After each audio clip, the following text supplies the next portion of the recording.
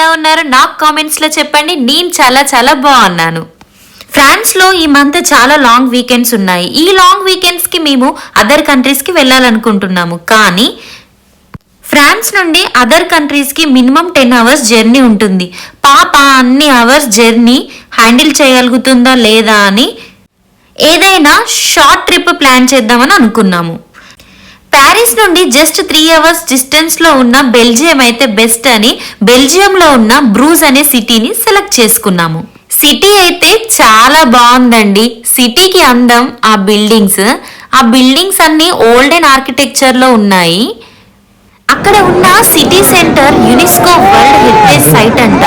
ఎందుకంటే అది 1600 AD లో కట్టింది. ఇది సమ్మర్ టైం కాబట్టి సిటీ అంతా చాలా హడావిడిగా ఉంది. పిల్లల్ని ఎంటర్టైన్మెంట్ చేయడానికి ఇలాంటి టాయ్స్, పెద్దవాళ్ళని ఎంటర్టైన్ చేయడానికి horse carts, boat ridings, restaurants చాలా ఉన్నాయి. నడవలేని వాళ్ళు ఇలాంటి సిటీ టూర్ బస్సెస్ లో వెళ్ళొచ్చు, లేదంటే హార్స్ కార్ట్ లో ఎక్స్ప్లోర్ చేయొచ్చు, బోట్ రైడ్ లో కూడా ఎక్స్ప్లోర్ చేయొచ్చు. మాకైతే మా చిట్టి తల్లి త్రూ అవుట్ జర్నీ కానీ సిటీ ఎక్స్ప్లోర్ చేసే టైంలో కానీ అస్సలు ఇబ్బంది పెట్టలేదు. నాకైతే సిటీ ఎక్స్ప్లోర్ చేస్తున్న టైంలో మిడిల్లో మన పక్క నుండి హార్స్ కార్ట్స్ వెళ్తుంటే ఆ హార్స్ చేసే సౌండ్స్ చాలా బాగా నచ్చాయండి. మీరు కూడా వినండి ఒకసారి.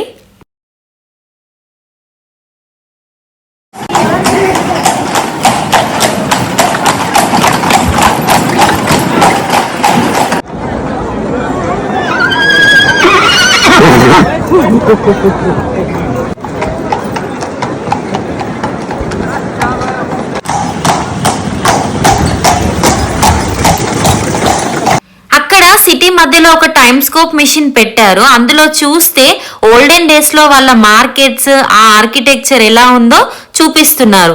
ఆర్కిటెక్చర్ మాత్రం అప్పుడు ఎలా ఉందో సేమ్ ఇప్పుడు అలానే. ఎక్కడికి వెళ్ళినా ఫుడ్ మాత్రం మెయిన్. బెల్జియం లో ద ఫేమస్ ఏంటి అంటే chocolates and crepes. World first class chocolates బెల్జియంలోనే దొరుకుతాయంట. క్రెప్ అండ్ ఐస్ క్రీమ్ తీసుకొని సిటీని చూస్తూ ఎక్స్ప్లోర్ చేస్తూ తిన్నాము. బై ద వే, మీ అందరికీ నా దగ్గర నుండి ఎలాంటి వీడియోస్ కావాలి, ప్యారిస్ నుండి ఎలాంటి వీడియోస్ ఎక్స్పెక్ట్ చేస్తున్నారో కామెంట్ సెక్షన్లో please comment and subscribe to my channel.